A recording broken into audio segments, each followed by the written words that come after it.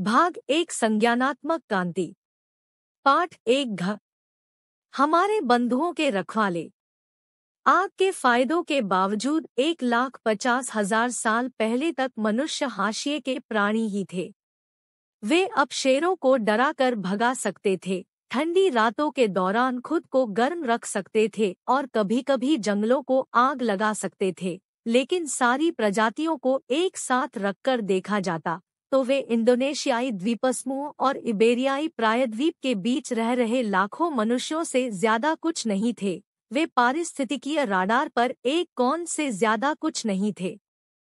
हमारी अपनी प्रजाति होमो सेपियंस विश्व मंच पर प्रकट हो चुकी थी, लेकिन अब तक वह अफ्रीका के एक कोने में अपने काम में लगी थी।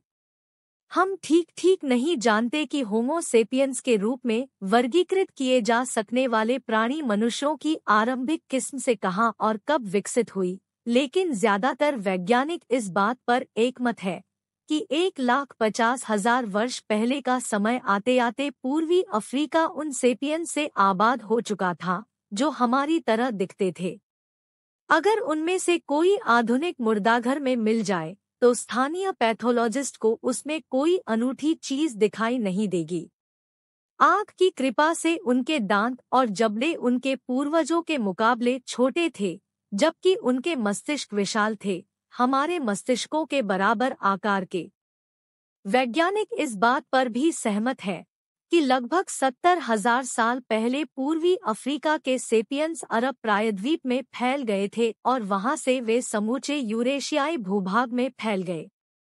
बहुत तेजी से समूचे यूरेशिया भूभाग में फैल गया। जब होमो सेपियंस अरब पहुंचे तब यूरेशिया के ज्यादातर हिस्से में दूसरे मनुष्य पहले से ही बस चुके थे। उनका क्या हुआ, इस बारे में दो परस्पर विरोधी अनुमान है। संकरण सिद्धांत, इंटरब्रीडिंग थ्योरी, आकर्षण, काम, सेक्स और घुलने मिलने की कहानी कहता है जैसे ही अफ्रीका से आए लोग दुनिया में फैले, उन्होंने दूसरी मनुष्य आबादियों के साथ मिलकर प्रजनन किया और आज के लोग इसी संकरण का नतीजा है। उदाहरण के लिए सेपियंस जब मध्य पूर्व और यूरोप पहुंचे तो उनका सामना निएंडरथल से ये हुआ। मनुष्य सेपियंस के मुकाबले ज्यादा मांसल थे, उनके मस्तिष्क बड़े थे और वे बेहतर ढंग से ठंडी जलवायु के अभ्यस्त थे। वे औजारों और आग का इस्तेमाल करते थे।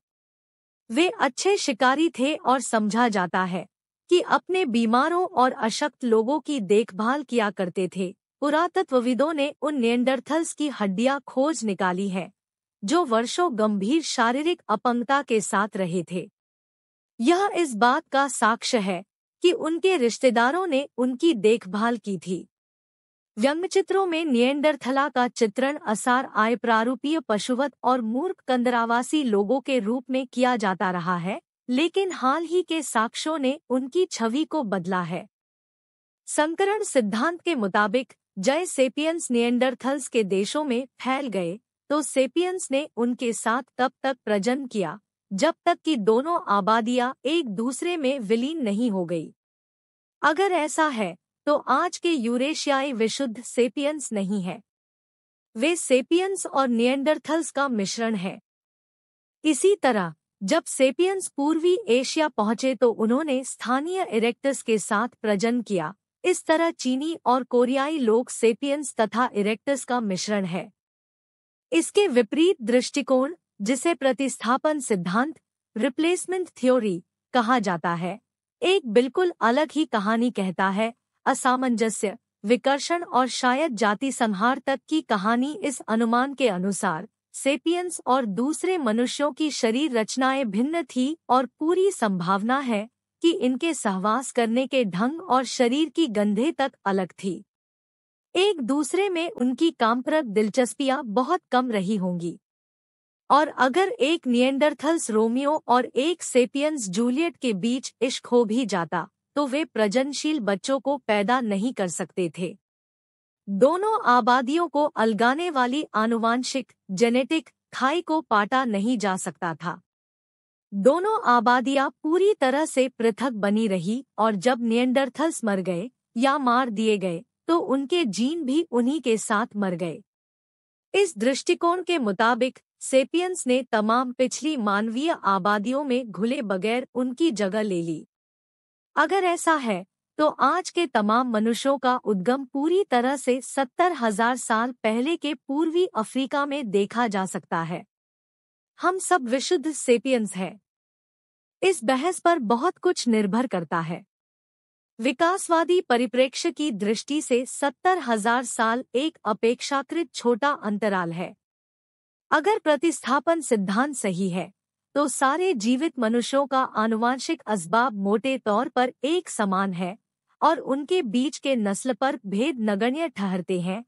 लेकिन अगर संकरण सिद्धांत सही है तो अफ्रीकियों, यूरोपीय लोगों और एशियाइयों के बीच के आनुवांशिक भेद हजारों साल पुराने हो सकते हैं।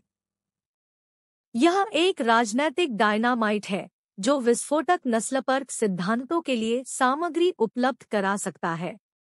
जैसा कि आप इस चित्र में देख सकते हैं कि यह संख्या वर्तमान पूर्व वर्षों में होमोसेपियंस के आगमन की तिथियों को सूचित करती है।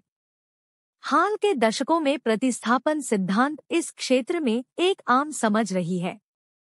इसके पास एक अपेक्षाकृत सुदृढ़ पुरातात्विक आधार था और यह राजनैतिक दृष्टि से ज्यादा उचित था। आधुनिक मानव आबादियों के बीच महत्वपूर्ण आनुवांशिक विविधताओं का दावा करके नस्लवाद के भानुमति के पिटारे को खोलने की वैज्ञानिकों की कोई इच्छा नहीं थी, लेकिन 2010 में यह समझ समाप्त हो गई जब निएंडरथल्स के जीन समूह का नक्शा तैयार करने के 4 साल लंबे उद्यम के परिणाम प्रकाशित हुए। जेनेटिक विशेषज्ञ जीवाश्मों से निएंडरथल्स के इतने पर्याप्त सुरक्षित डीएनए एकत्र करने में सक्षम थे कि वे उनकी और समकालीन मनुष्यों के डीएनए की विस्तृत तुलना कर सकते थे। इन नतीजों ने वैज्ञानिक समुदाय को स्तब्ध कर दिया। पता चला कि मध्य पूर्व और यूरोप की आधुनिक आबादियों के विशिष्ट यूनिक मानवीय डीएनए का 1.4% निएंडरथल्स का डीएनए है। ये बहुत बड़ी तादाद नहीं है, लेकिन यह महत्वपूर्ण है। दूसरा झटका कई महीनों बाद लगा जब डेनिसोवा से मिली जीवाश्मीकृत अंगुली से निकाले गए डीएनए का नक्शा तैयार किया गया। नतीजे ने साबित किया कि आधुनिक मेलानेशियाई और ऑस्ट्रेलियाई आदिवासियों के विशिष्ट मानवीय डीएनए का 6% डेनिसोवियाई डीएनए है। अगर ये नतीजे प्रामाणिक है, और इस बात को दिमाग में रखना महत्वपूर्ण है कि और भी शोध अभी जारी है और वे इन निष्कर्षों को पुष्ट कर सकते हैं या बदल सकते हैं, तो संकरणवादियों का कहना कम से कम कुछ हद तक सही है। लेकिन इसका यह अर्थ नहीं है कि प्रतिस्थापन सिद्धांत पूरी तरह से गलत है। चूंकि निएंडरथल्स और डेनिसोवंस ने हमारे आज के जीन समूह में थोड़े से डीएनए का योगदान किया है, इसलिए सेपियंस और दूसरी मनुष्य प्रजातियों के बीच विलयन की बात करना असंभव है। यद्यपि इनके बीच के भेद इतने पर्याप्त बड़े नहीं थे कि वे जननक्षम संभोग को रोकते, लेकिन वे इस तरह के संपर्कों को बहुत विरल बनाने के लिए काफी थे। यह एक निएंडरथल बच्ची की अनुमानित पुनर्रचना आनुवांशिक साक्ष्य इंगित करते हैं कि कम से कम कुछ निएंडरथलों की चमड़ी और वाल गौर वर्ण के रहे हो सकते हैं। तब फिर हमें सेपियंस, निएंडरथल्स और डेनिसोवंस की जैविक संबद्धता को किस तरह समझना चाहिए? स्पष्ट है कि वे घोड़ों या गधों की तरह पूरी तरह से भिन्न प्रजाति नहीं थे। दूसरी ओर वे बुलडॉग और स्पेनियल की तरह एक ही प्रजाति के विभिन्न लोग भी नहीं थे। जैविक वास्तविकता स्याह और सफेद नहीं होती। वहाँ महत्वपूर्ण अपरिभाषित इलाके भी होते हैं। एक उभयनिष्ठ पूर्वज से विकसित घोड़ों और गधों की तरह की हर 2 प्रजातियां किसी समय में एक ही प्रजाति की 2 आबादियां थी। जैसे बुलडॉग और स्पाइनल कोई ऐसा मुकाम निश्चय ही रहा होगा जब 2 आबादियों एक दूसरे से पहले ही पूरी तरह भिन्न रही होगी, लेकिन जो कभी कभार संसर्ग करने और संतानें उत्पन्न करने में सक्षम रही होगी। इसके बाद एक और उत्परिवर्तन ने इस आखिरी संयोजक सूत्र को काट दिया और वे विकास के अलग अलग रास्तों पर चले गए। लगता है कि लगभग 50,000 साल पहले सेपियंस, निएंडरथला और टेनिसोवंस उस सीमा रेखा पर थे। वे लगभग पूरी तरह से अलग अलग प्रजातियों थे। जैसा कि हम अगले अध्याय में देखेंगे, सेपियंस पहले ही निएंडरथल्स और डेनिसोवन से बहुत मित्र थे, सिर्फ अपने आनुवांशिक कोड और शारीरिक लक्षणों के मामले में ही नहीं, बल्कि अपनी संज्ञानात्मक और सामाजिक योग्यताओं के मामले में भी। फिर भी लगता है कि सेपियंस और निएंडरथल्स के लिए तब भी कभी कभार जननक्षम संतानें पैदा करना संभव रहा होगा, इसलिए आबादी घुलमिल नहीं गई। लेकिन निएंडरथाल के कुछ सौभाग्यशाली जीन्स को सेपियंस एक्सप्रेस में सवारी करने का मौका मिल गया था।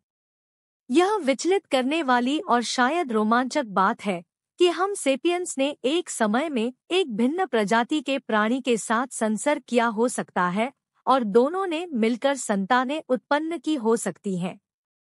लेकिन अगर निएंडरथल्स, डेनिसोवन्स और अन्य मनुष्य प्रजातियां सेपियंस में विलीन नहीं हुई, तो फिर वे गायब क्यों हो गई? जरा सेपियंस समूह के बाल्कान घाटी में पहुंचने की कल्पना कीजिए, जहां निएंडरथल्स सैकड़ों हजारों साल से रह रहे थे। इन नवागंतुकों ने उन हिरणों का शिकार करना और वे बीज, नट्स और बेरियां बटोरना शुरू कर दिया, जो निएंडरथल्स की पारंपरिक भोजन सामग्री थे। सेपियंस बेहतर टेक्नोलॉजी और श्रेष्ठ सामाजिक दक्षताओं के कारण शिकार और संग्रह करने के मामले में ज्यादा कुशल थे। उनके मुकाबले कम चतुर निएंडरथल्स को अपना पोषण करना उत्तरोत्तर मुश्किल होता गया। आबादी कमजोर होती गई और ये धीरे धीरे मरते गए, शायद एक दो सदस्यों को छोड़कर, जो अपने सेपियंस पड़ोसियों में शामिल हो गए। एक और संभावना यह है कि संसाधनों को हासिल करने की होड़ भड़क कर हिंसा और जाति संहार में बदल गई हो। सहिष्णुता सेपियंस की विशेषता नहीं है। आधुनिक युगों में चमड़ी का रंग, बोली या धर्म का छोटा सा भेद सेपियंस के एक समूह को दूसरे समूह के विनाश के लिए भड़काने को काफी रहा है। क्या प्राचीन सेपियंस एक नितांत भिन्न मनुष्य प्रजाति के प्रति अधिक सहिष्णु रहे होंगे? पूरी संभावना है कि जब सेपियंस की मुठभेड़ निएंडरथल्स से हुई होगी, तो उसका नतीजा इतिहास के पहले और सबसे महत्वपूर्ण जाति संहार के रूप में सामने आया होगा। यह सब जिस किसी भी तरह हुआ हो, लेकिन निएंडरथल्स और अन्य मनुष्य प्रजातियां इतिहास की एक सबसे बड़ी अटकल पेश करती है। कल्पना कीजिए कि यदि निएंडरथल्स या डेनिसोवन्स होमो सेपियंस के साथ साथ जीवित बने रहे होते, तो हालात ने क्या शक्ल ली होती? उस दुनिया में किसकी संस्कृतियां, समाज और राजनैतिक संरचनाएं प्रकट हुई होती, जिसमें एक साथ अनेक मनुष्य प्रजातियों का सहअस्तित्व रहा होता? उदाहरण के लिए धार्मिक आस्थाएं किस रूप में सामने आई होती? क्या जेनेसिस की पोथी ने यह घोषणा की होती कि निएंडरथल्स आदम और ईव के वंशज हैं? क्या ईसा डेनिसोवन्स के पापों की खातिर मरे होते?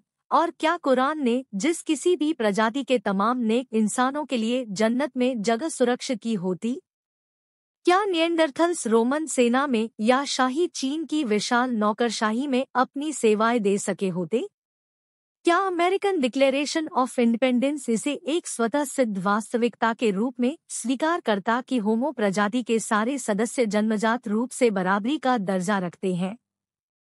क्या कार्ल मार्क्स ने तमाम प्रजातियों के कामगारों से एकजुट होने का आह्वान किया होता? पिछले 10,000 सालों से होमो सेपियंस एकमात्र मानव प्रजाति होने का इस कदर अभ्यस्त हो गया है कि हमारे लिए किसी दूसरी संभावना की कल्पना करना मुश्किल हो चुका है। भाइयों और बहनों के हमारे अभाव के कारण हमें यह कल्पना करना आसान हो गया है कि हम सृष्टि के प्रतिमान हैं और एक बहुत बड़ी खाई है जो हमें शेष प्राणियों के साम्राज्य से अलग करती है। जब चार्ल्स डार्विन ने इस ओर इशारा किया था कि होमो सेपियंस प्राणियों की महज एक और किस्म है, तो लोग बुरी तरह नाराज हो उठे थे। यहाँ तक कि बहुत से लोग आज भी इस पर विश्वास करने को तैयार नहीं होते। अगर निएंडरथल्स जीवित बने रहे होते, तो भी क्या हम अपने आप को अलग प्राणी मानते? संभवतः ठीक इसी वजह से हमारे पूर्वजों ने निएंडरथल्स को नेस्तनाबूद कर दिया होगा।